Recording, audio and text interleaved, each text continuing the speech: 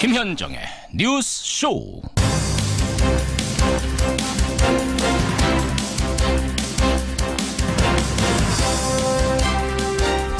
나도 당했다. 미투. 과연 우리나라에도 미투 바람이 불기 시작한 걸까요? 그리고 그 바람이 검찰개혁의 불씨가 될 수 있을까요? 애청자 여러분 안녕하십니까? 서지현 검사가 폭로한 검찰 고위 간부의 성추행 사건, 지금 후폭풍이 일파만파입니다. 성추행의 구체적인 진술 그 사실도 충격적이지만 성추행의 당사자로 지목된 안태근 검사, 덮으라고 했다던 최교일 당시 검찰국장, 지금은 자유한국당 의원이죠. 이 사람들의 후안무치에 사람들은 또 한 번 놀라고 있습니다. 당시 사건의 정황들이 아주 구체적으로 제시되고 있는데도 그저 모르쇠로 기억이 없다면서 일관하고 있기 때문이죠. 성폭력 고발운동인 이 미투 운동, 더 이상 침묵하지 않겠다는 의지의 표현입니다. 우리 사회에서 가장 남성 중심적이고 가장 권위적인 조직 가운데 하나인 검찰에서 촉발이 됐기 때문에 검찰뿐 아니라 우리 사회 전체 성폭력 근절의 계기가 되기를 기대해봅니다. 화요일 아침 김현정의 뉴스쇼 출발합니다.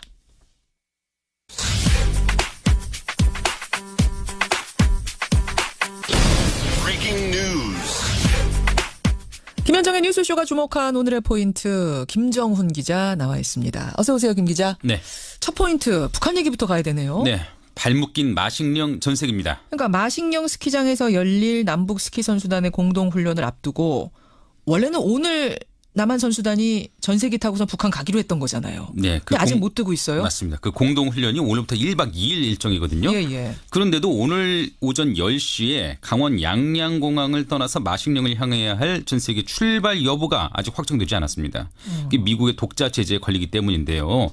지난해 10월 발동된 미 행정부의 명령에 따르면요. 예. 북한에 들렀던 항공기는 180일 동안 미국으로 들어가지 못합니다. 그러니까 이번 전세기 편을 그 대북 제재의 예외 사항으로 볼 수 있느냐, 이걸 두고 지금 한미 정부가 막판 협의를 계속하는 중이거든요. 그런 거군요. 앞서서 북한의 일방적 취소로 금강산 문화행사가 무산된 데 이어서 그렇죠. 이번 남북 공동훈련까지 차질을 빚는 게 아닌가, 그게 우려가 나오고 있네요. 그러니까 미국 입장에서는 북한에 대한 제재 압박이 일관성 있어야 된다, 이런 얘기를 하고 있는 거고, 우리 측에서는 평화올림픽이라는 큰 테두리 안에서 좀 봐달라, 예외적인 사항으로 두자, 아마 이 줄다리기가 계속되고 있는 것 같은데. 맞습니다. 근데 오늘 트럼프 대통령이 연두교사를 발표하거든요. 연두교사죠. 예, 그 내용에도 북한에 대한 제재와 압박, 그 메시지가 담길 거라고 하네요. 그래요? 미 CNN이 트럼프 대통령은 북한을 저지하기 위한 눈이 번쩍 뜨일 발언을 할 것이다, 이렇게 보도를 했어요, 이미. 한 소식통은 강력하고 심각한 방식으로 북한의 위협에 관해 말할 것이라고 언급했다는 것인데 예. 그 연설 내용이 우리 시간으로 오늘 오전 11시에 공개되거든요. 눈이 번쩍 뜨일 발언? 네. 글쎄요. 이게 뭔지 한번 지켜보고, 마식령 가는 그 전세기는 뜰 수 있는지 없는지 이것도 좀 지켜보고, 오늘 중요한 포인트들이 많네요. 그나저나 평창올림픽 초청받은 MB 네. 오늘 초청장 간다면서요. 그렇습니다.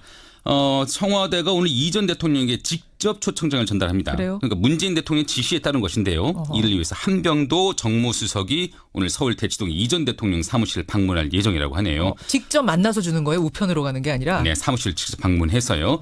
이 물론 전직 대통령에 대한 예우 차원이죠. 그래서 초청을 받는 이 전 대통령도 그에 응하기로 했다, 이렇게 전해지고 있고요. 예. 근데 아시다시피 청와대와 이명박 전 대통령 측이 요새 뭐 그 국정원 특수활동비 수사 등을 놓고 갈등이 최고조에 올라 있지 않습니까? 예. 또 이 전 대통령의 검찰 소환까지 예상이 되고 있는 상황이고요. 그러니까 개막식 날 보여질 전현 대통령의 만남 모습에 벌써부터 관심이 모아지고 있습니다. 그러네요. 마지막 포인트 하나만 더 짚죠. 네, 35년 만에 우주쇼입니다.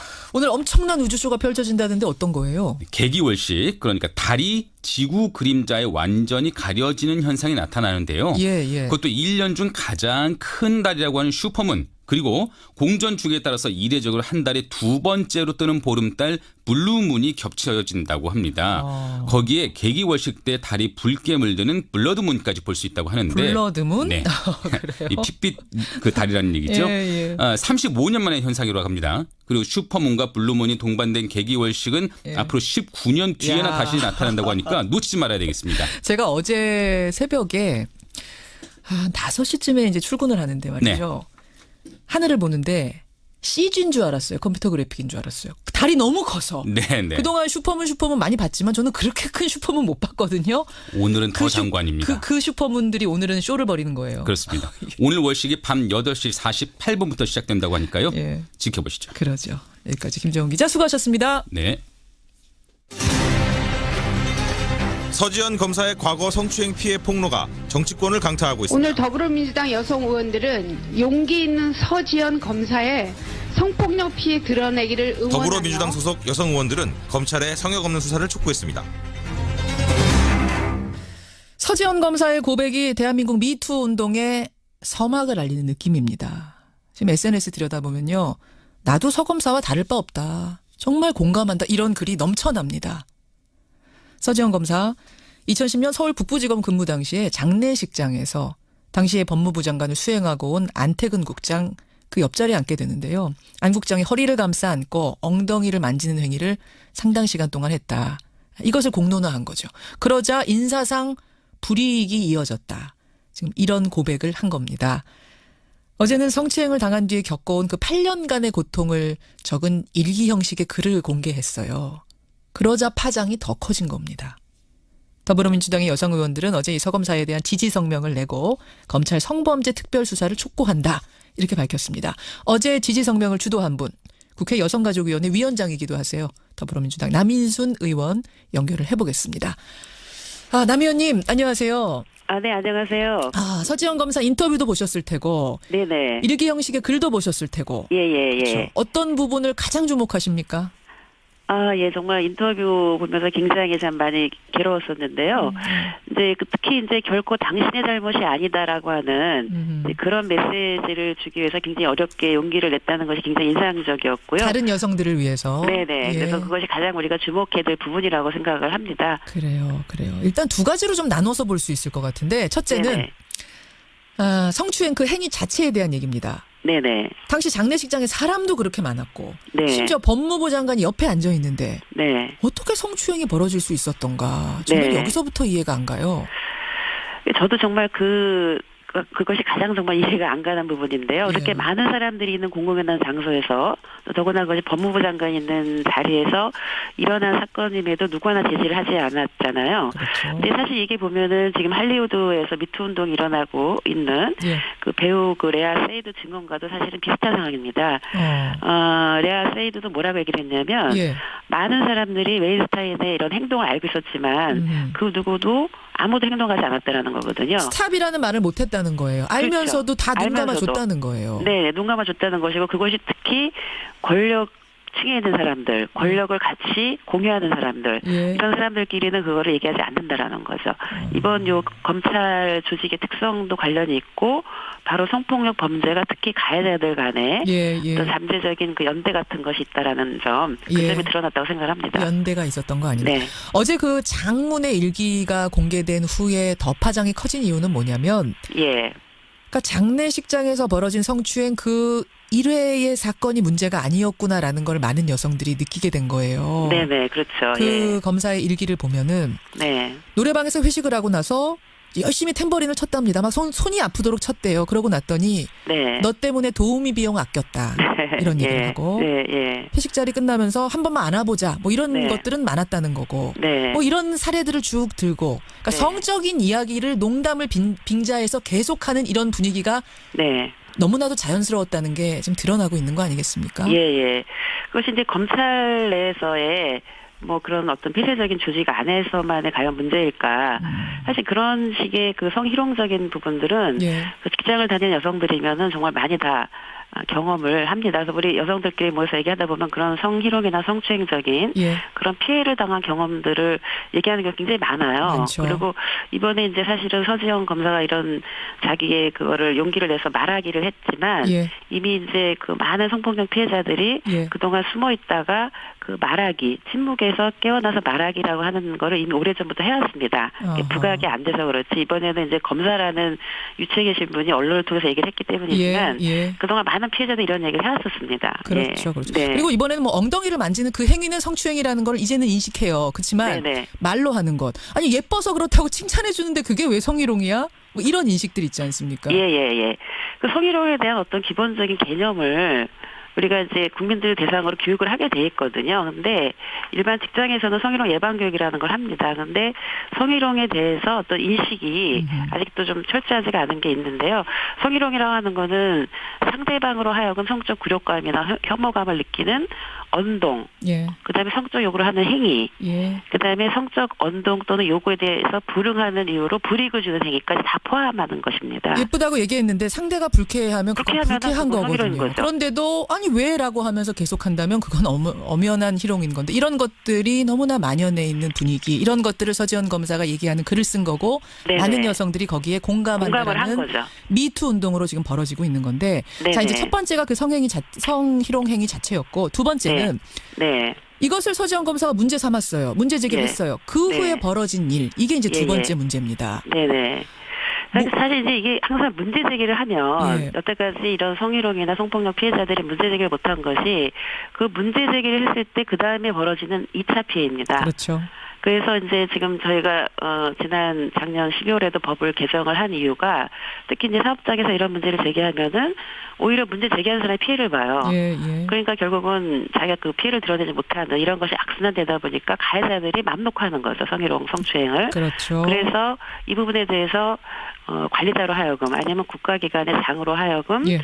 이런 가해자들을 철저히 분리하고 예. 또 2차 피해가 없도록 그거를 책임을 지는 의무를 이제 부여를 했습니다. 지금 안태근 전 국장, 그러니까 그 엉덩이를 네. 만졌다는 그 가해자는 네. 기억이 나지 않는다 이런 거고 최교일 당시 검찰국장이었죠. 지금은 자유한국당 의원입니다만 예. 이 문제 제기를 하는 이문정 검사한테 왜 사건을 들쑤시고 다니느냐 이렇게 했다는 겁니다. 예. 지금에 와서 왜 그러셨어요라고 하니까 나는 모른다. 난 서 검사가 누군지도 모른다. 지금 이렇게 네네. 얘기가 나오고 있어요. 예.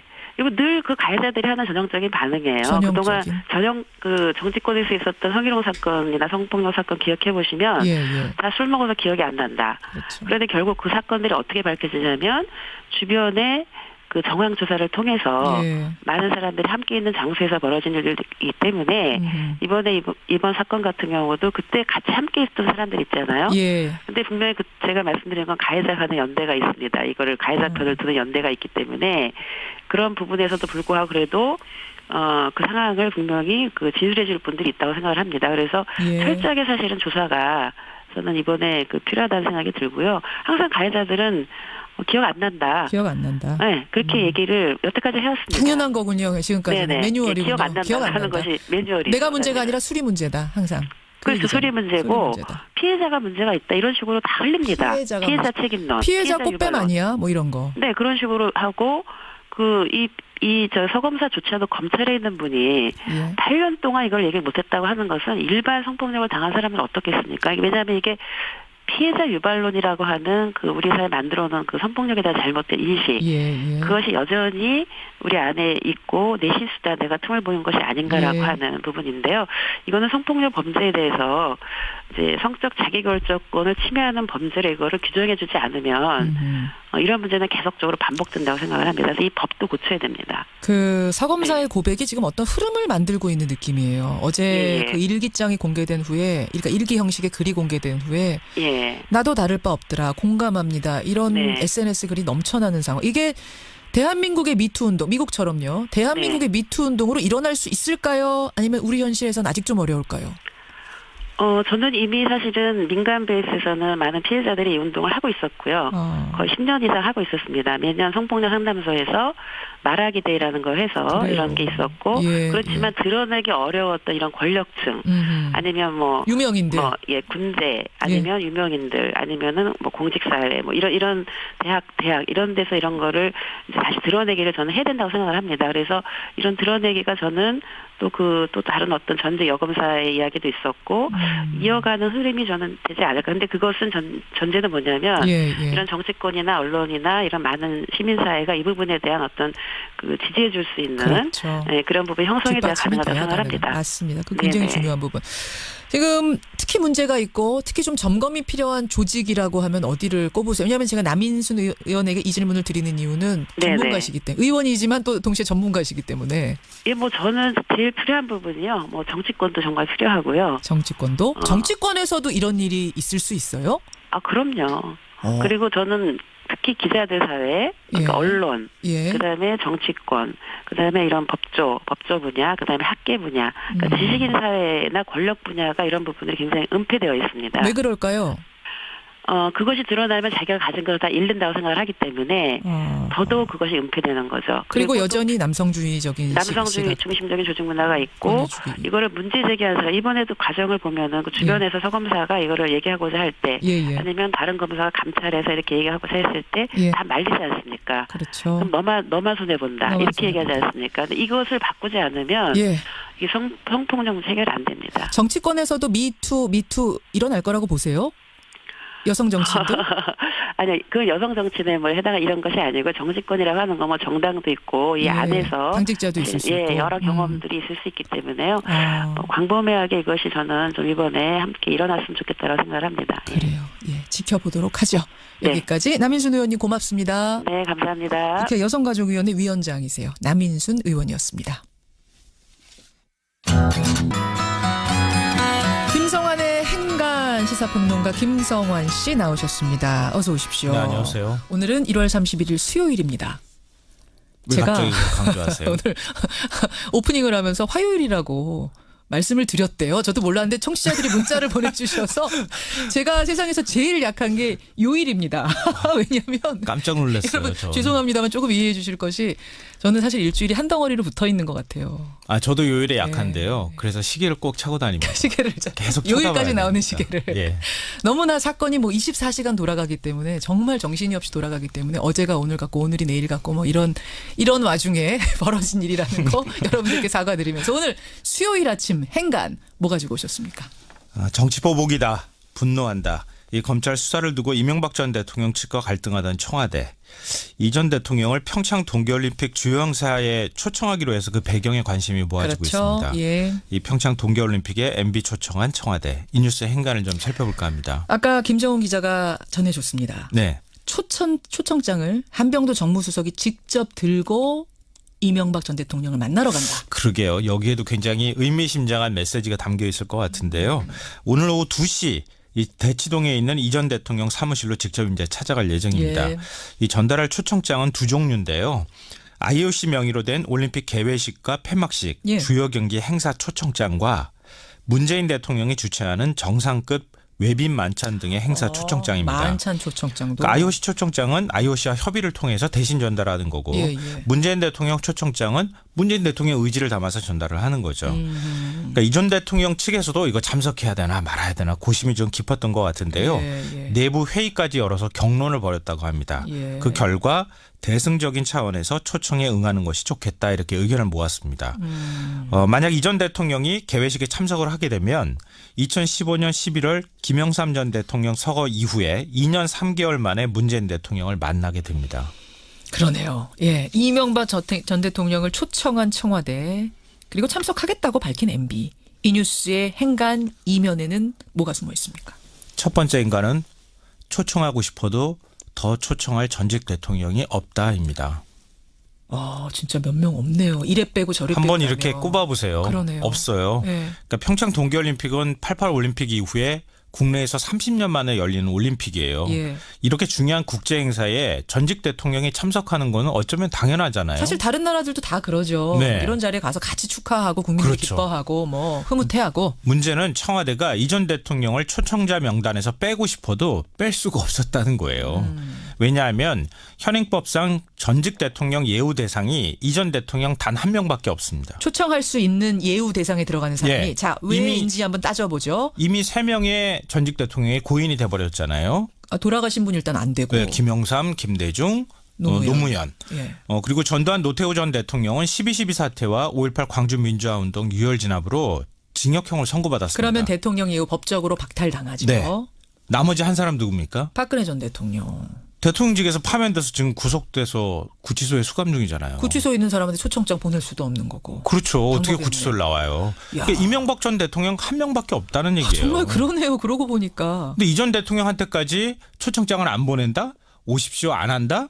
모양이 왠지 이상하잖아요. 아하. 그러니까 청와대가 손명숙, 이희호, 권양숙 이 고인이 된 3명의 전직 대통령 부인한테까지 초청장을 전달하겠다고 밝힌 것도 예. 이런 고민이 다 담겨 있다는 얘기입니다.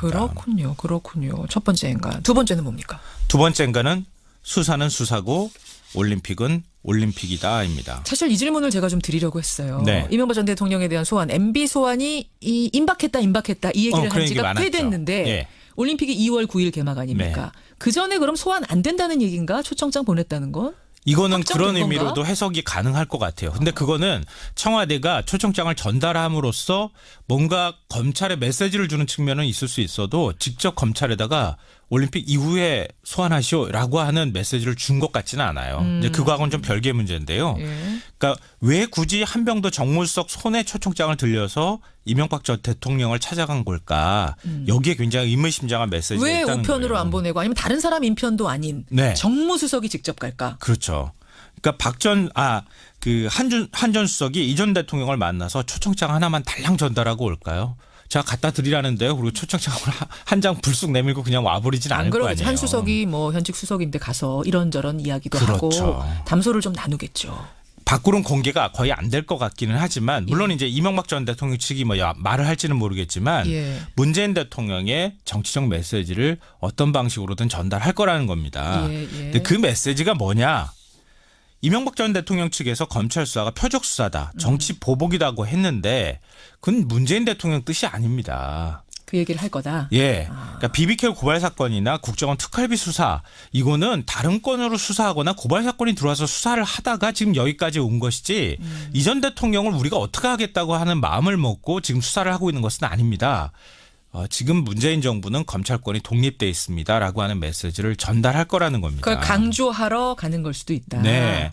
그러니까 거꾸로 한번 생각을 해보세요. 만약에 청와대가 이 전 대통령을 초청하지 않는다. 예. 그러면 보수 언론과 보수 야당이 뭐라고 얘기하겠어요? 봐라. 정치 보복이네. 그러고 봐라. 여기서부터 제외시켜 버리네. 그렇죠. 이런 그런 얘기일 메시지가 나올 게 틀림없다는 걸 청와대도 잘 알고 있다는 겁니다. 그런 이유에서 최고의 대우로 정무수석이 들고 가는 것이다. 네. 예. 마지막 행간.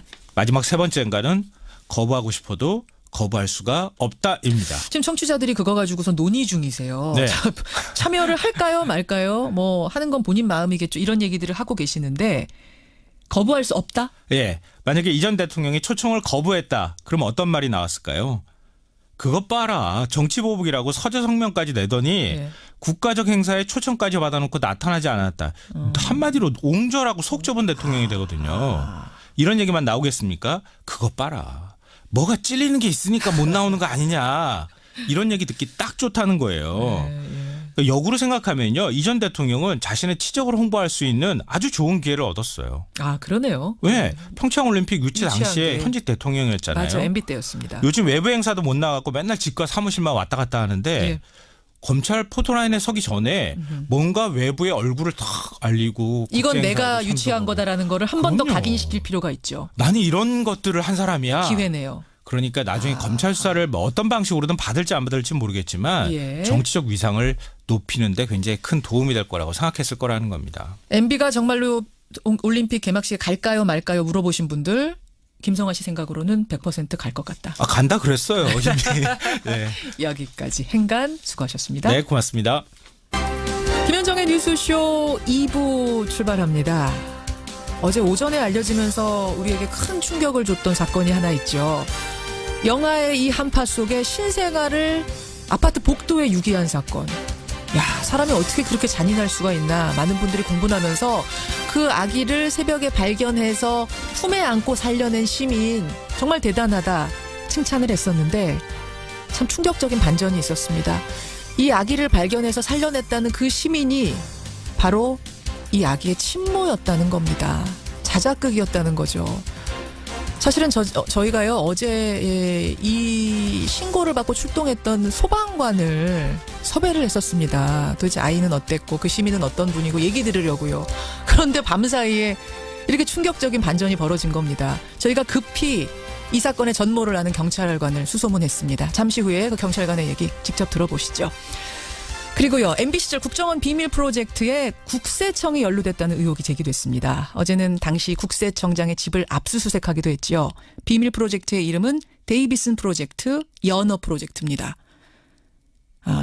데이비드슨 프로젝트가 김대중 전 대통령의 비리 캐기 프로젝트고요. 연어 프로젝트가 노무현 전 대통령 비리 캐기 프로젝트였다는데 다 MB 시절에 벌어진 일이랍니다. 이게 무슨 얘기인지 전 국세청장 만나서 자세한 얘기 좀 들어보겠습니다.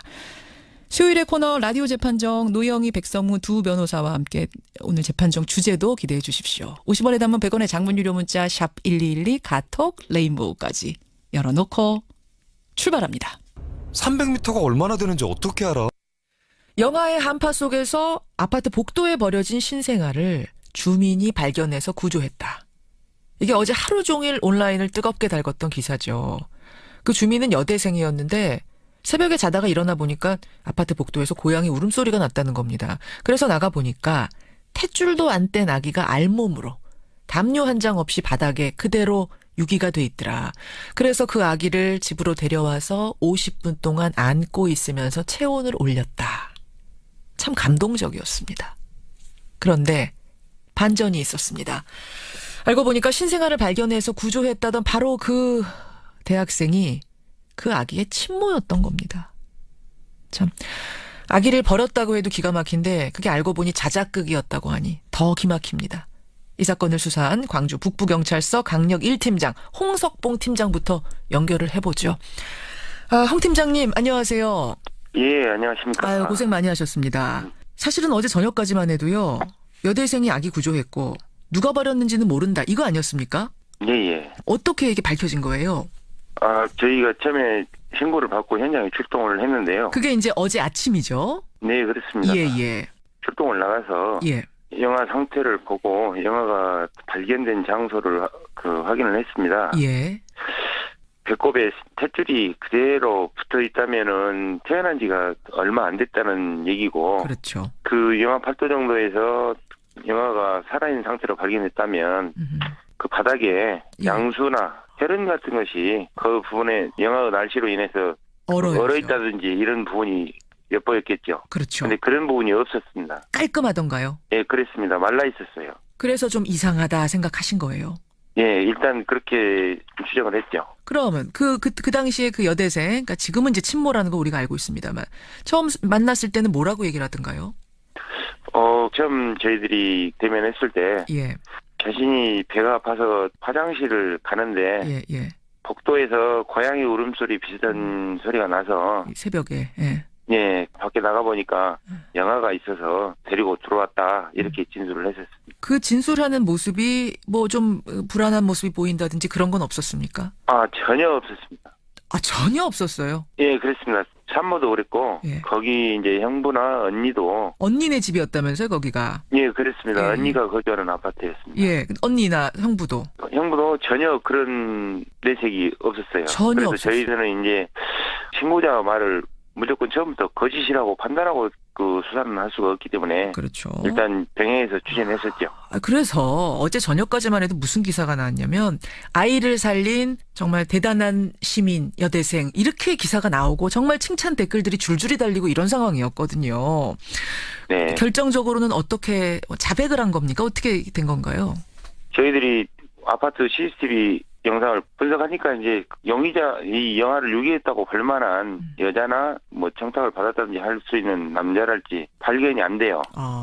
네, 그래서 저희들이 이제 아파트 전 세대에 대해서 1대1로 이제 탐문 수사를 실시하고 예. 그 산모나 언니 형부한테 이거 영화가 발견이 됐는데 부모는 찾아줘야 되지 않냐. 예. 그러니까 이제 당신들이 신고자이긴 하지만 유전자 감정 의뢰를 전체를 다 실시해야 할 계획이다. 그런 부분에서 협조를 해달라. 예. 그래서 이제 이 사람들이 처음에는 전혀 내색을 안고 있다가 예. 언니하고 같이 그 부모님 집으로 귀가하려고 가다가 예. 들은 거죠. 진실을 그때 들은 거예요, 언니가? 네, 그렇죠. 그렇게 해서 언니가 이제 안 된다. 너 이거 진실 말해야 된다. 이렇게 설득을 해서 자백까지 하게 된 거군요. 예. 20대 대학생? 예, 휴학생입니다. 휴학생. 광주 지역 모 대학교 휴학생. 어떻게 아이를 출산하고 도대체 어디서 출산하고 어떻게 된 거예요, 사연이? 그때 당일이 1월 30일인데 예. 형부 생일날이었습니다. 예. 거기 언니하고 같이 식사도 하고 놀다가 그때 당시에 이제 화장실을 자주 갔다 그래요. 예. 그래서 이제 언니는 이거 배가 아파서 그런가 보구나 이런 식으로 생각을 했는데 예. 그런 임신 사실이나 그 출산 사실은 전혀 모르고 당사자도 그 3시 30분경에 도저히 이제 배가 아파서 못 견디겠으니까 이제 화장실을 갔는데 새벽 거기서 3시에 이제 예, 그렇습니다. 새벽 3시 30분경에 3시 반에 예. 언니가 거주하는 아파트 화장실에서 양수가 터져서 출산을 하게 된 거죠. 그러면은 그 새벽에 언니 형부는 자고 있고 혼자서 화장실 가서 아이를 네, 출산한 거 그렇습니다. 혼자서? 예. 와. 이제 산모 당사자 말로는 예. 그 극심한 고통 속에서 이제 혼자 그 탯줄을 잡아당기는 방법을 끊었다 그래요. 저는 이게 지금 상상이 잘 안 되는데 그래서 이 아이를 들고 어떻게 할까 하다가 자작극을 벌인 거예요. 네, 이제 남자친구하고도 연락이 되지도 않는 상태고 부모님한테 임신 사실도 언니나 부모님한테 임신 사실도 속인 상황이고. 아니 근데 배가 남산만큼 네네. 불렀을 텐데 어떻게 언니가 그 모습을 보고선 임신 사실을 모를 수가 있죠? 그 옷을 좀 이렇게 펑퍼짐한 옷을 입은다지 하면 처음에 언니 집에 왔을 때도 펑퍼짐한 옷을 입고 딱 겨울철이니까 그렇죠. 전혀 그런 사실에 대해서 인지를 못했다고 진술을 했었어요. 근데 말을 하면 됐을 텐데 언니한테 말할 용기는 안 나고. 그 저희가 이제 조사하는 과정에서도 부모님이 오셨는데 당신들한테 얘기를 했으면 네, 그렇죠. 됐을 건데 왜 얘기를 안 했냐고 오시고 그러시더라고요. 울면서 부모님들이. 네, 예. 그래서 신고를 그 산모 본인이 한 거였어요? 아니면 누가 했습니까? 아닙니다. 이거 이제 산모가 영화를 발견했다고 하니까 예. 이제 언니가 이제 형부한테 경찰에 신고를 해야 된다 이것은 그래가지고 이제 어떻게 보면 동생한테 속은 거죠. 네. 그러면 아기는 한 번도 바깥에 버려진 적이 없었던 거예요? 예, 그렇죠. 그럼 버리는 것까지 자작극을 한 건 아니고 예. 아이는 버려진 적은 없었던 거군요. 예, 그렇습니다. 어떻게 보면은 그걸로는 한편 다행인 것 같고요. 저는 네. 그 추운 날 바깥에 버려졌었다는 것도 너무나 끔찍한 일이라고 생각했는데 어쨌든 아기 엄마인데 지금 반성이라든지 후회라든지 뭐라고 합니까? 지금은 본인이 아이를 키우겠다. 처음에는 이제 그 부모님한테 혼나고 이런 거 두렵고 그러니까 양육을 포기하려고 이렇게 자작극식 이제 그런 걸 벌인 건데. 예. 그 후회스럽다고 그 사실대로 말을 하려다가 이제 어느 단계가 지나가니까 말을 못 하겠더라. 그 죄송하게 됐다 이렇게 그 진술합니다. 사실을 말할 그 타이밍을 놓쳐버렸다. 예. 아이는 지금 병원에 있다고요? 네, 그렇습니다. 건강한가요? 어떤가요? 딸아이라고 들었는데. 아주 이쁘고 건강한 상태입니다. 아주 이쁘고. 네. 아이는 그러면은 엄마가 키우겠다고 하면 엄마한테 가는 건가요? 이제 엄마가 처벌을 받게 되는 건가요? 어떻게 되는 건가요? 아이는 일단은 산모한테 가는 게 맞고요. 산모가 이제 아이를 유기한 사실이 전혀 없고. 예. 적극적인 방법을 사용해서 공무집행을 방해했다든지 이런 부분도 없으니까. 무죄입니까? 혐의 없음입니까? 네, 이 부분은 저희가 입건하기가 어려운 상태죠. 결국은 그냥 네. 거짓말로 벌어진 해프닝 이렇게 끝나는 거예요. 네, 그렇다고 봐야죠. 저 형사분들만 고생하셨네요. 어제 하루 종일. 그건 저희가 공무원이니까 어쩔 수가 없죠. 고생하셨고 국민들은 굉장히 허탈하고. 네, 좀 그런 부분이. 많이 속상합니다. 예, 여기까지 말씀 드려야겠습니다. 고생 많으셨습니다. 그 아이 잘 키워지는지 이것 좀 같이 지켜봤으면 좋겠어요. 형사님. 예, 고맙습니다. 예, 감사합니다. 광주 북부경찰서 강력 1팀장 홍석봉 팀장을 연결해서 자초지종을 먼저 좀 들어봤습니다. 어쩌다가 자신이 낳은 아기를 포기하기로 마음을 먹었을까요? 전문가와 함께 얘기 좀 나눠보죠. 서울대학교 사회복지학과 이봉주 교수입니다. 이봉주 교수님, 안녕하세요. 네, 안녕하세요. 참 기가 막힌 일이죠. 예, 진짜 그러네요. 예. 아니, 자신이 낳은 아기를 버리게 되는 심리, 그거는 도대체 뭘까요? 글쎄요, 이게 진짜 상상하기 힘든 일인데요. 예. 근데 이번 사건에서 보는 것처럼 아직도 여전히 우리 사회에서는 미혼모라든지 이런 어려운 환경과 더불어서 사회적인 편견이라든지 어떤 사회적 낙인감 이런 게 아직도 상당히 존재하기 때문에 그런 것을 순간적으로 모면하기 위해서 이런 극단적인 선택을 하는 그런 경우가 여전히 있는 것 같습니다. 그러니까 사회적인 낙인, 차별 이런 게 두려운 것도 있고 아니면 경제적으로 실제로 힘들 수도 있고 뭐 이런 이유들. 아이를 이제 적당히 양육하거나 돌볼 환경이나 자원이 부족할 경우에 이제 그런 걱정이 앞서게 되면 이런 이제 극단적인 선택을 하게 될 수 있는 것이죠. 그렇군요. 그러니까 사회적인 차별에다가 실질적인 양육 환경이 안 되는 이런 상황 두 가지가 다 겹치면 유기 같은 일이 벌어질 수 있다. 맞습니다. 통계적으로도 많이 발생하고 있나요? 영아 유기 사건? 그 영아 6이라고 꼭 꼬집어서 통계가 분류된 거는 사실은 존재하지 않고요. 예. 2016년 같은 경우에 사회적인 어떤 보호를 필요로 하는 이게 이제 소위 얘기하는 통계적으로 요보호 아동이라고 하는데 예. 이런 것이 한 5천 건 이 정도 발생하는 것으로 보고되고 있습니다. 요보호 아동, 그러니까 부모가 네, 키울 수 없는 상황의 아동 이렇게 생각하면 되나요? 그렇게 생각하면 되죠. 그래서 사회적으로 뭐 시설이라든지 예. 정부의 보호를 받아야 되는 그런 아동들을 뜻하는 것이죠. 아니 근데 키우지 못할 것 같으면은 진짜 기관에 맡기는 방법도 있지 않습니까? 고아원으로 보낸다든지 이런 방법을 택할 수는 없는 거였을까? 이렇게 버려야 됩니까? 이 역시 이제 버린다는 거는 상당히 극단적인 선택이고요. 그렇죠. 사실 이제 정 사정이 안 돼서 이런 사회적인 보호가 필요하면 그런 보호를 받을 수 있는 길이 있긴 합니다. 하지만 그런 것에 대한 정보라든지 또 그걸 어떻게 접근해야 되는지 이런 거에 대해서 잘 모르게 될 경우는 사실은 이제 상당히 고립돼서 있는 상황에서 이런 극단적인 어떤 선택을 하게 되는 것이죠. 최근에 베이비박스가 한번 문제가 된 적이 있었잖아요. 맞습니다. 아이를 누군가한테 입양을 시키고 싶어도 내가 키울 형편이 도저히 안 돼서 누군가한테 입양시키고 싶어도 법적으로 장애들이 있다. 이건 무슨 얘기였죠? 최근에 입양법 바뀌게 되면서 부모의 존재를 밝히게 돼 있습니다. 입양을 보내려면. 이제 그런 경우에 아까 말씀드린 것처럼 사회적 낙인이라든지 이런 것 때문에 그 존재를 밝히고 싶지 않기 때문에 어떻게 보면 아이를 버릴 수 있는 그런 위험이 발생할 수 있는 것이죠. 그럼 예전에는 왜 한 목사님께서 베이비박스를 놓고 정말 못 키우겠으면 그 아이 여기다 놓고 가십시오라는 게 있었잖아요.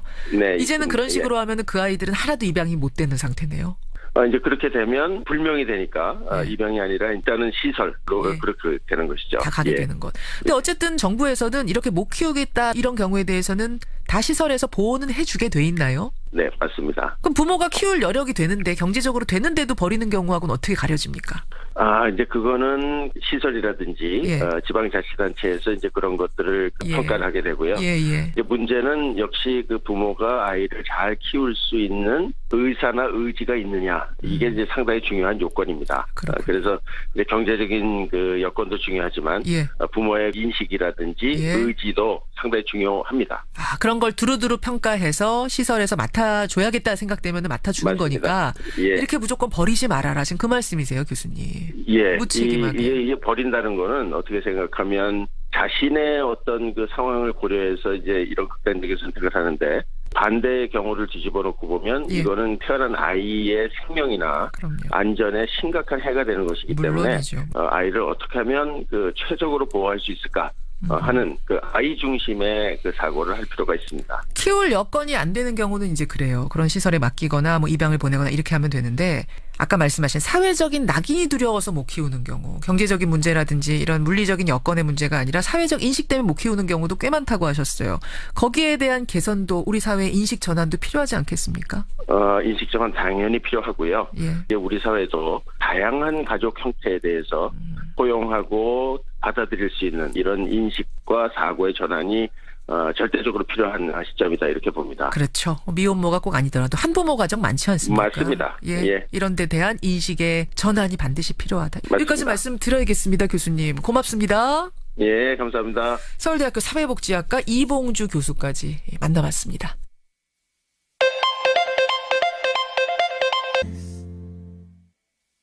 어제 검찰이 이명박 정부 시절 국세청장을 지낸 이현동 전 국세청장, 이 전 국세청장의 집과 사무실을 압수수색했습니다. 이유가 뭔고 하니 국정원의 대북공작금 유용 사건, 이걸 수사하는 중이잖아요. 그걸 수사하다 보니까 대북공작금이 이현동 국세청장한테 흘러갔더라.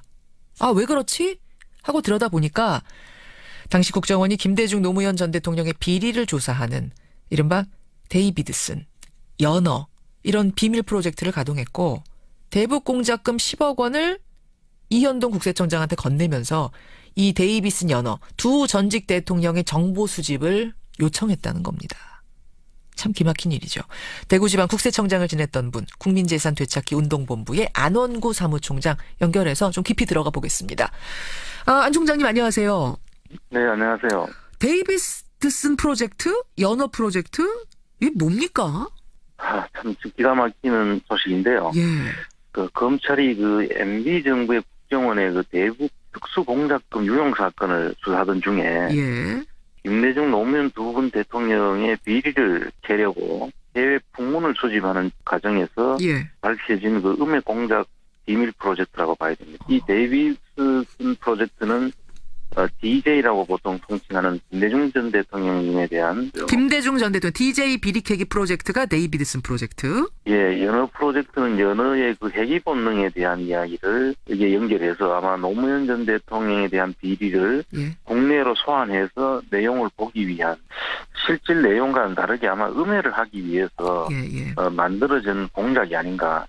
근데 그걸 왜 국세청장한테 10억 원이나 주면서 뭘 시킨 겁니까? 그러니까요. 국세청장은 이제 사실 개입이 되려 그러면 예. 그 속에 기업이 있거나 그다음 해외 자금 흐름을 보는 부분들이 국정원 차원에서는 쉽지 않는 일이거든요. 그래서 이 부분을 국세청을 동원해서 아마 봐야 됐을 그런 일들이 있었는 거 아닌가 그렇게 생각이 듭니다.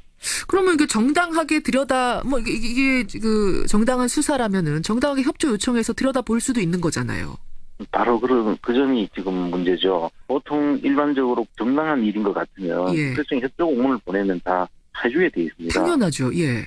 그런데 그것도 대북 특수 공작비라고 하는 것은 일반 특활비하고 또 다르지 않습니까? 그런 돈을 그것도 유용을 해서 그것도 국세청장한테 돈을 건네고 예. 그 국세청 조직을 이용해가지고 예. 이런 음해 공작을 했다는 것은 그건 정말로 있을 수 없는 일이죠. 국정원 업무를 국세청이 나서서 이렇게 도와주는 거, 뒷돈 받아가면서 이게 자주 있는 일인가요? 제가 들어본 게 처음입니다. 저도 국세청에 오래 근무했지만 예. 국세청이 나서서 공작을 하는데 직접 동원된 것은 아마 이게 처음인 걸로 알고 있습니다. 그럼 왜 그랬을까? 이 당시에 국세청만은 왜 그랬을까? 이 생각을 우리가 하게 되는 건데 이현동 전 국세청장 어제 압수수색 당한 이분에 한번 주목해 보겠습니다. 예. MB정부 시절에 2010년부터 2013년까지 국세청장을 지낸 인물. 어떤 인물로 내부에서는 평가받았던 인물인가요? 아마 MB 정부의 최고의 그 인사 수혜자고 신데렐라급이죠. 신데렐라요? 그 당시에 상급 국장에서 국세청장까지 오르는데 한 2년 정도밖에 안 걸렸거든요. 2년 만에 상급 국장에서 청장으로 승진한다는 건 어떤 의미입니까? 그거는 아마 사상 초유의 국세청 개청 이래 아마 처음 있었던 일인 것 같고요. 개청 이래 처음 있었던 일 정도예요? 네. 아마 뭔가 정권과 특별한 무슨 유착 관계가 있지 않고서는 사실 힘들거든요. 그 청와대에 이제 들어간 것부터 그 MB 정부 초기에 그 인수위를 통해서 그분이 들어간 걸로 알고 있고. 그때 대통령직 인수위원회 경제 1분과의 전문위원이었죠. 그랬다가 또 그 근무를 얼마 하지 않고 원청 조사국장으로 바로 복귀를 했죠. 네. 그래서 사람들이 그때 전부 다 깜짝 놀랐었고요. 그 다음 행보는 더더욱 놀라운 게 한 6개월 간격으로 계속 서울청장, 사장, 청장까지 고속 승진을 했죠. 그래서 아마 이분에 대해서 전부 다 뭔가 있지 않느냐 하는 그런 의혹의 시선이 있었습니다. 그 의혹의 시선이 어떤 것들이 있었습니까? 그 당시에 이제 그 다스에서 지금 이야기되는 그 다스의 그 명목상의 일대주주 김재정 씨가 있지 않습니까? MB의 처남, 예. 예, MB의 처남이죠. 그분이 2010년도 그 MB 정권에 돌아가시게 되는데, 그분하고 아마 학교 선후배간으로 알고 있습니다. 그래서 그분하고 아주 가까웠다는 소문들이 돌았고요. 돌아가시고 난 뒤에 그 수상한 그 상속세 신고와 그 물납하는 과정들이 그게 등장을 하거든요. 물납이 뭡니까? 물납은 상속세를 현금으로 내는 게 맞는데, 다스의 그 비상장 주식 다스가 있지 않습니까? 그렇죠. 그 다스의 주식으로 세금 대신 납부하는 것입니다. 현금화가 가능한 재산이 있으면은 당연히 현금화해서 세금 내야 되는 건데 상속세. 비상장 주식인 다스 주식으로 물납, 그러니까 물건으로 냈어요. 그렇습니다. 그럼 우리가 국고 손실을 본 거잖아요. 현금화할 수 있는 세금을 현금으로 못 받았다면. 그 주식을 이제 팔아야지 국고가 들어가는 거기 때문에 그동안에 사실은 국고 손실이 있었다고 봐도 무방합니다. 어쨌든 특혜네요, 특혜. 네, 그렇습니다. 예, 이렇게 해서 특혜를 봐준 일이 하나 있고, 저는 그 MB하고 연결고리 다스 얘기가 나왔으니 망정인데요. 얼마 전에, 이거는 그러니까 지금 이현동 전 국세청장이 물러난 후의 얘기입니다만, 다스에 대해서 특별 세무조사에 나서겠다, 국세청이. 그러면서 다스를 예고 없이 들이닥친 적이 있지 않았습니까? 네, 그랬죠. 네. 근데 희한하게도 격리 직원이 국세청 조사를 미리 알기라도 했다는 듯이 노트북을 들고 대피를 했다는 거예요. 중요한 문건들이 다 들어있는, 파일이 들어있는 노트북을 들고. 네. 그거는 사실 알고 있었다는 뜻이가 아니라 알고 있었죠. 그렇지 않고는 그렇게 그렇죠. 정확하게 노트북을 들고 그 시간에 대피할 수가 없죠. 근데 이거 비밀 작전이었을 거 아닙니까? 당연하죠. 그분은 그 비자금을 형성하고 관리했던 당사자였거든요. 그러니까 도모지라는 분이. 지금 다스의 120억 원 횡령 사건, 이 횡령이 진짜 이 여경리 직원이 한 거냐, 아니면은 다른 사람의 주머니로 들어간 거냐, 말하자면 MB 일가로, 이런 이야기들이 지금 수사 중인 건데, 바로 그 주인공 격리 여직원, 어제 경찰에서 참고인 조사받았던 그 격리 여직원이 이 여직원이라는 거예요. 네, 그렇습니다. 근데 그 여직원이 이미 조사를 나올 걸 알고 그 노트북을 가지고 대피했다는 사실은 예. 분명히 내부자와 내통하는 관계가 있었기 때문에 가능했던 일이다. 그렇지 않고는 도저히 있을 수 없는 일이라고 봐야죠. 이건 지금 최근의 일이잖아요. 그렇습니다. 그렇죠. 자, 그러면 MB 정부 시절에 그 다스 주식을 상속세 내야 되는 거를 물납하는 특혜라든지, 또 이번에 국세청이 세무조사 나간다고 하니까 싹 사라져버린, 서류 들고 사라져버린 이 사건이라든지, 이런 걸 볼 때 뭘 유추해 볼 수 있습니까? 뭘 의심해 볼 수 있습니까? 국세청에도 아직까지도 그 당시에 그 내용들을 하고 연결되어 있는 내부자들이 아직도 있을 수가 있다. 그런 생각을 저는 하고 있습니다. MB 라인 소위 그렇게 짐작이 되죠. 그래요. 그 노트북 안에는 뭐가 들어 있었을까요? 이제 그분이 그 당시에도 비자금을 관리했고, 그 사람이 아직도 그대로 근무를 하고 있고, 예. 당연히 그 당시에 이미 그런 사건이 이루어졌다면은 벌써 그분은 지금 감옥에 가 있거나, 그러니까요. 아니면 그대로 근무하고 있었고, 예. 그 노트북을 가지고 사라졌다면은 예. 그 속에는 그와 유사한 일들을 계속 하고 있었다고 봐야 되잖아요. 근데 어제 그 여직원이 검찰에서 조사를 받고 참고인 신분으로 들어갔는데 피의자 신분으로 전환이 됐답니다. 네. 이건 뭘 의미하는 걸까요? 그 범죄 사실이 거의 확정이 됐다는 이야기죠. 그래서 어제 저희가요, 그 이상은 회장의 운전기사로 오래 일했던 김종백 씨, 다스 직원이기도 했던 김종백 씨하고 인터뷰를 했는데, 김종백 씨가 그러더라고요. 이 여직원하고 동기랍니다. 예. 근데 어떤 얘기를 했냐면, 내가 잘못되면 가만히 있지 않겠다. 이런 얘기를 김종백 씨한테 했기 때문에 지금 거의 진실을 다 밝히는 단계까지 갔거나 가지 않을까, 이런 예상도 하게 되네요. 그래서 충분히 그럴 것으로 생각을 하고 있습니다. 예. 어쨌든 국세청 얘기로 다시 돌아와서, 네. 뭐 적폐청산 TF도 만들고 개혁해보겠다고 자구책을 국세청이 찾고 있습니다만, 제일 시급한 거 계셨던 분으로서, 안에 계셨던 분으로서 뭐라고 생각하세요? 국세청의 경우에는 가장 폐쇄적인 조직으로 실제로 그렇고요. 예. 이 폐쇄적인 조직을 일반 우리 국민들이 좀 투명하게 들여다볼 수 있는 그런 어떤 제도적 장치나 이런 것이 강구되지 않으면 그분들한테 개혁을 맡겨놓고 그냥 있을 수밖에 없잖아요. 그래서 아마 그런 진정한 개혁은 거기에서 출발해야 된다고 저는 생각하고 있습니다.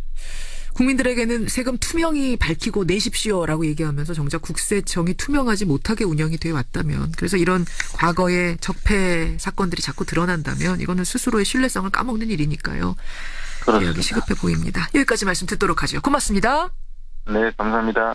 예, 대구지방국세청장을 지낸 분이세요. 지금은 국민재산되찾기 운동본부를 만들어서 사무총장하고 있습니다. 안원구 총장이었습니다.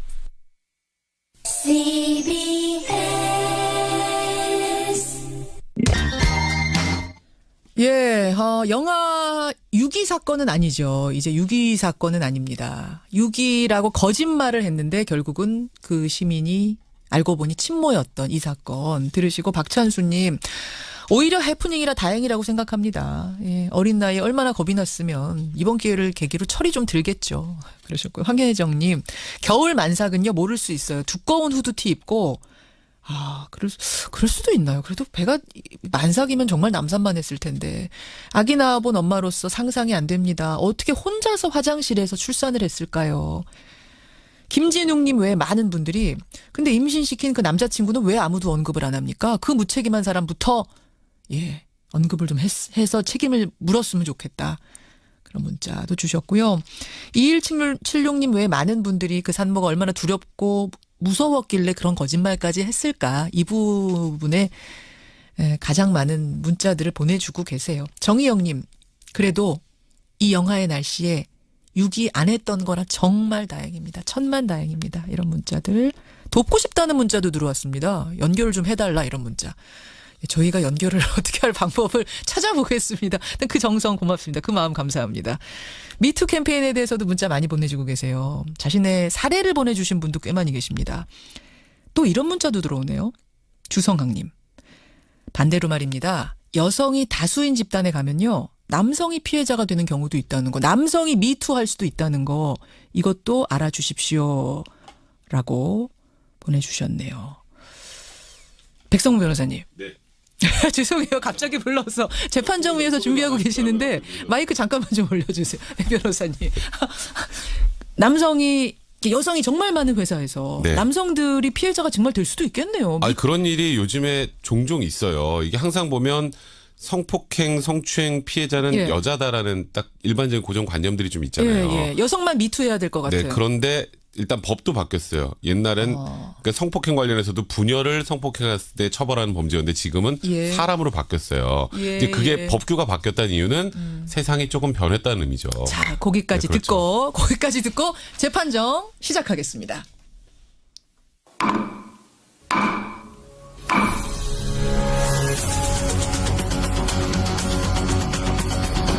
뉴스쇼가 수요일에 마련하는 코너입니다. 라디오 재판정.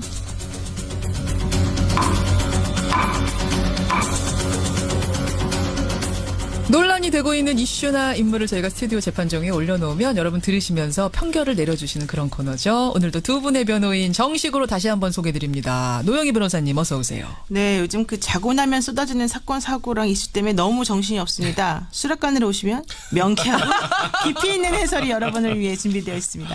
수락관 상공 노영희 변호사입니다. 안녕하세요. 이제 노락관이 아니고 수락관 상공 안 하시면 허전하네요. 네. 노상공님 어서 오십시오.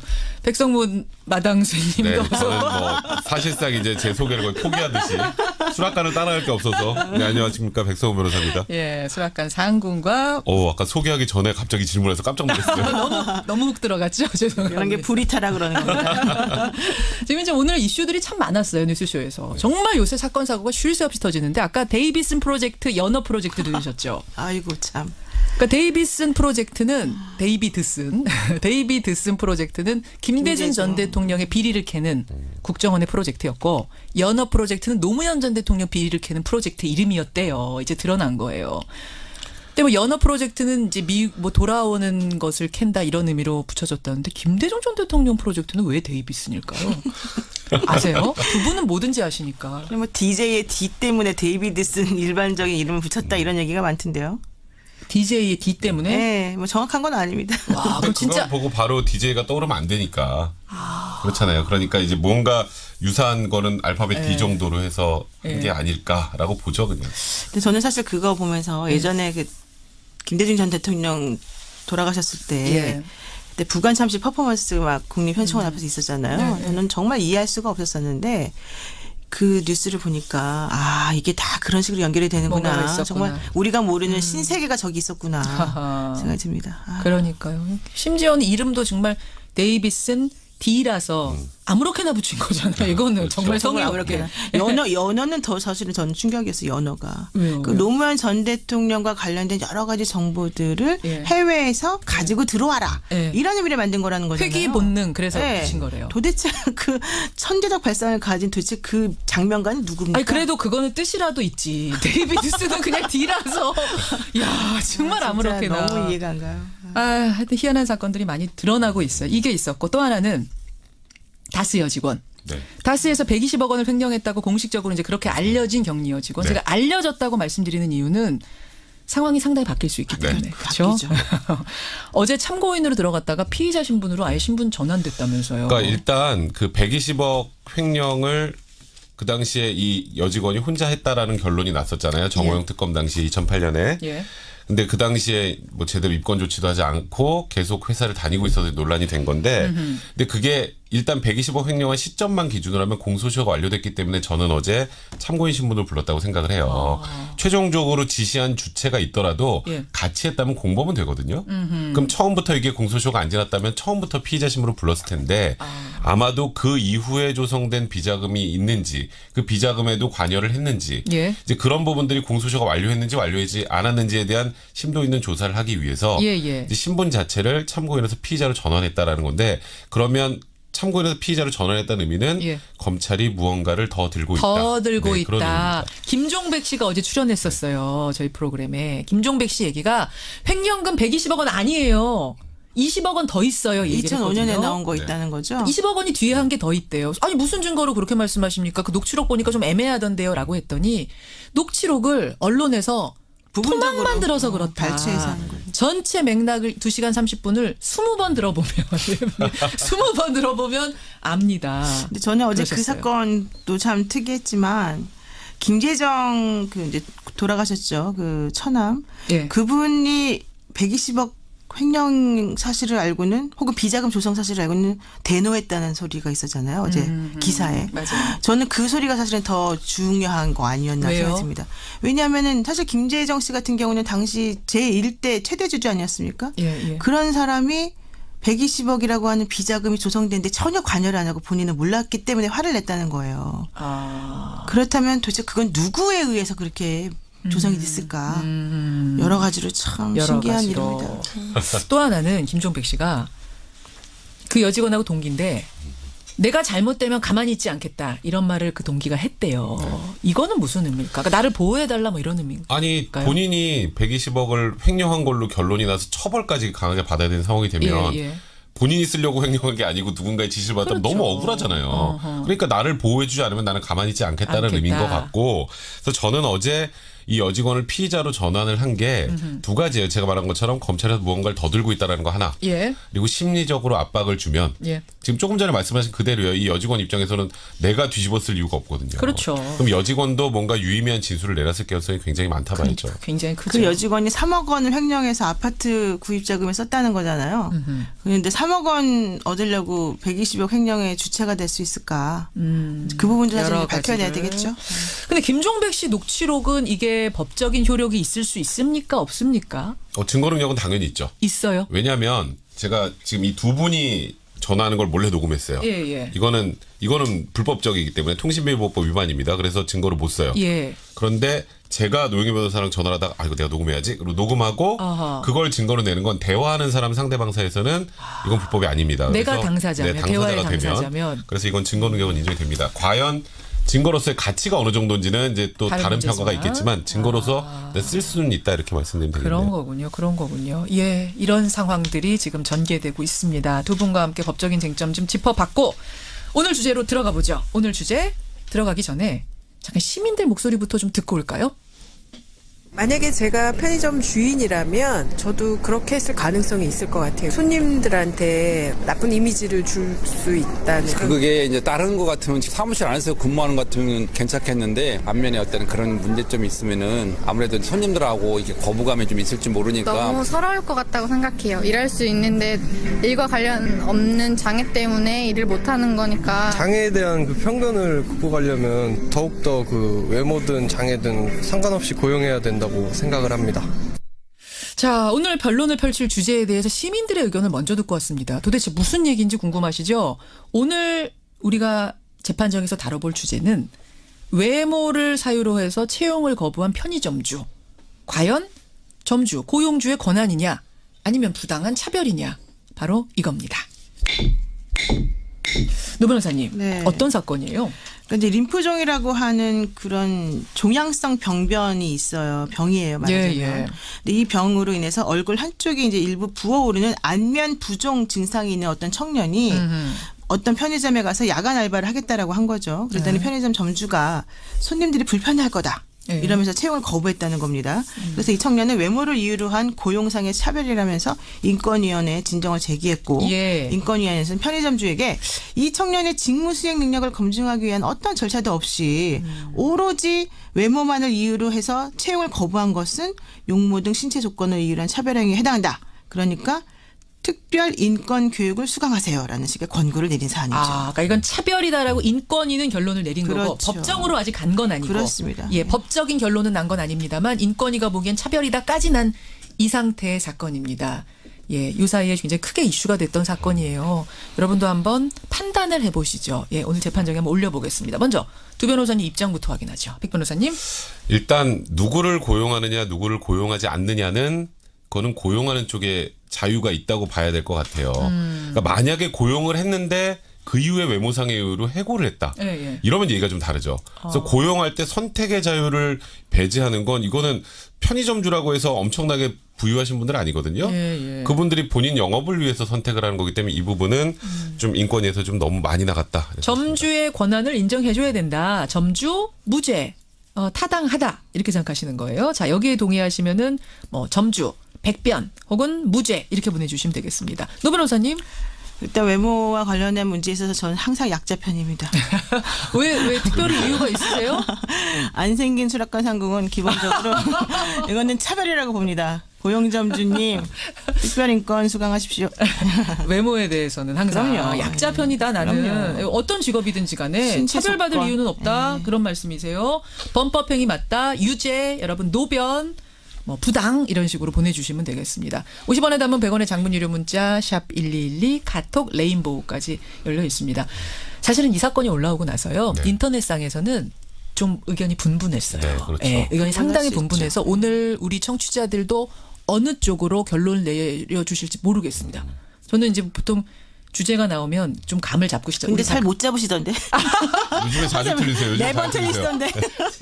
이거는 정말 비밀이었는데 많이 틀리시더라고요. 감이 좀 떨어졌나요? 오늘은 정말 못 잡겠어요. 두 분도 아마 그러실 거예요. 그러니까 저도 사실 진짜 잘 모르겠어요. 잘 모르시겠죠. 어떻게 선택해 주실지 모르겠는데. 진짜 모릅니다. 우리도. 저희가 오늘 두 분한테 나눠드린 거거든요. 저희도 다 모릅니다. 어떤 쪽으로 올지. 여러분들 보내주시고요. 마지막에 집계해보죠. 백 변호사님. 보세요. 예를 들어서 외모가 전혀 요구되지 않는 직종들이 있어요. 예. 그래서 콜센터 직원분들. 그 콜센터 직원분을 채용하는데 목소리가 안 좋아요. 그럼 그분 채용되겠어요?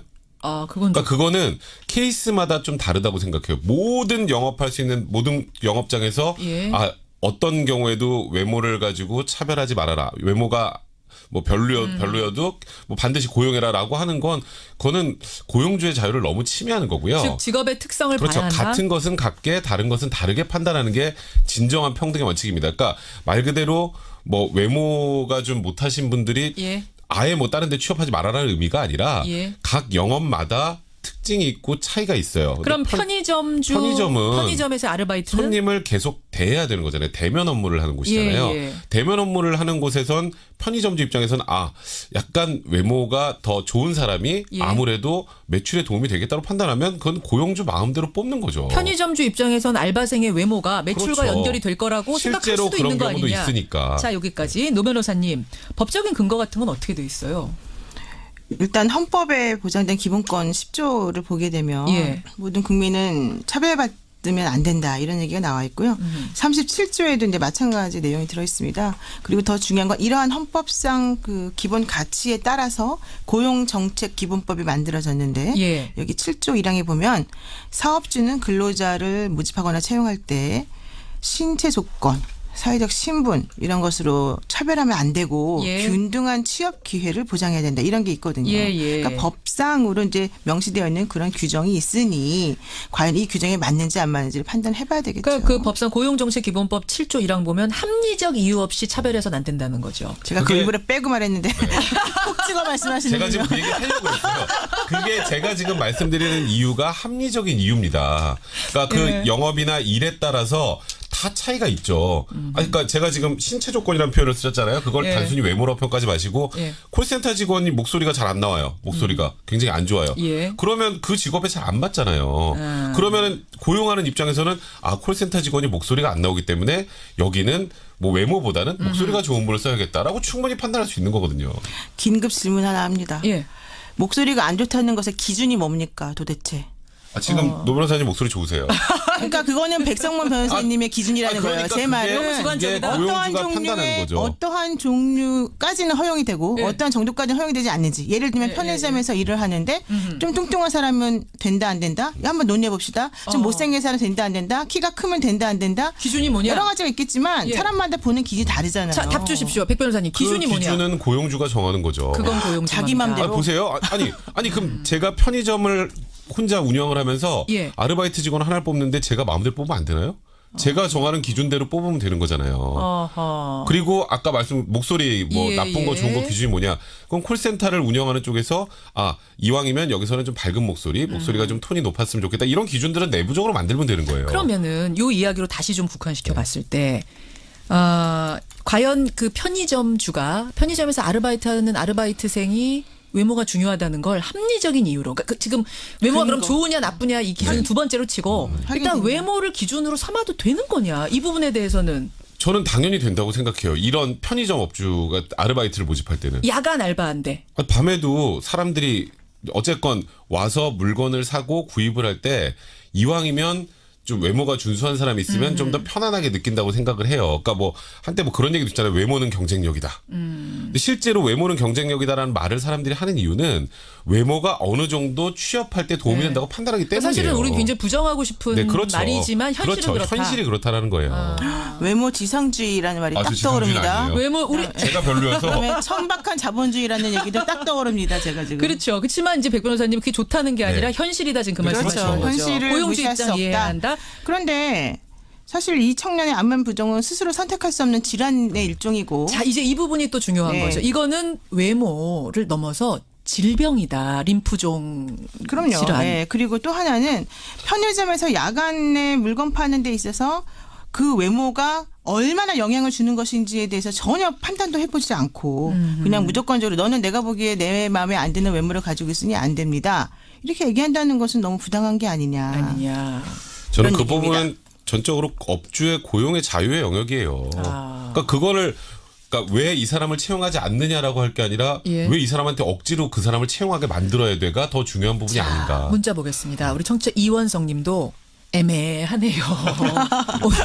오늘 표가 많이 들어오긴 하는데 애매하네요. 표가 꽤 많이 들어오고요. 미추홀님, 점주가 봉 아닙니다. 사람을 대하는 영업에서 외모 보지 말라는 건 말이 안 됩니다. 석종건님 이런 분들 이제 백변지지. 반면에 외모로 고용 차별하는 걸 용인하면 차별이 넘치는 사회가 될 거다. 거기서부터 시작해서 이준호님, 이현우님은 손님이 편의점 직원의 외모 보고 찾을까 안 찾을까 이거 결정하지 않는다. 나랑 얼마나 가까운지 얼마나 싸게 파는지 이런 게 기준이다. 노변지지. 이렇게 오고 있거든요. 여러분 오늘 조금 짧은가요? 할 얘기들이 굉장히 상당히 많은데 문자 부지런히 보내주십시오. 샵 1212 50원의 단문 열어놓고 있습니다. 노 변호사님. 근데 이분은 사실은 외모가 불량해 보인다던가 혐오스럽다던가 비위생적이라던가 이런 게 아니죠. 그냥 남하고 다른 외모를 가진 거예요. 아까 백 변호사님이 다른 건 다르게 같은 거 같은 게 말씀하셨는데 남하고 다른 외모를 가졌을 뿐인 그 사람에 대해서 다른 여러 가지 특성을 생각해 보지도 않고 그냥 손님들은 당신 같은 외모를 가진 사람이 물건 파는 것을 싫어할 겁니다. 라는 생각을 가지고 그냥 그 사람에 대해서 전혀 기회도 주어보지도 않고 이런 식으로 하는 것은 명백한 차별이죠. 갑자기 그 생각도 드는데 무슨 모델이나 배우나 정말 외모가 결정적인 역할을 하는 거라면 모르는데 이거는 이렇게 생각하고 저렇게 생각하고 여지가 좀 있는 게 아닌가 이 경우에는. 그런 경우에는 채용을 거절하는 게 부당한 거 아니에요? 예를 들어서 대기업에서 외모만을 기준으로 채용을 한다는 문제가 됐지만 여기는 편의점주 한 명이 본인 가게에서 일할 사람 하나 뽑는 거예요. 그러니까 그걸 외모가 기준이다 아니다가 아니라 그건 그분의 자유라는 거죠. 그것도 고려해야 된다. 자, 마감하겠습니다. 여러분 마감하겠습니다. 이렇게 들어왔군요. 여러분 이건 이제 이번 케이스에 좀 국한된 겁니다. 요거는 좀 확장시켜서 생각하기보다는 국한된 것. 편의점에서 야간 알바를 뽑습니다. 림프종 질병이 있는 이 청년 혹은 여성일 수도 있겠군요. 이분이 와서 나 여기서 일하고 싶습니다 하자 거절했습니다. 외모 때문에. 이 편의점주는 차별을 한 것인가 아닌가. 유죄인가 무죄인가. 우리 청취자 여러분들의 선택은 79% 대 21%. 79 대 21로 이것은 차별은 아니다 쪽을 들어주셨어요. 지금 우리 셋 다 지금 이건 제가 혼날 줄 알았는데. 우리 이거 다음 주에 조금만 더 얘기하고 가는 거 어때요? 네, 이게 너무 짧았던 것 같아요. 오늘 수락관 여기서 일단 문 닫겠습니다. 두 분 고생하셨습니다. 네, 고맙습니다. 백성문 변호사, 노영희 변호사였습니다.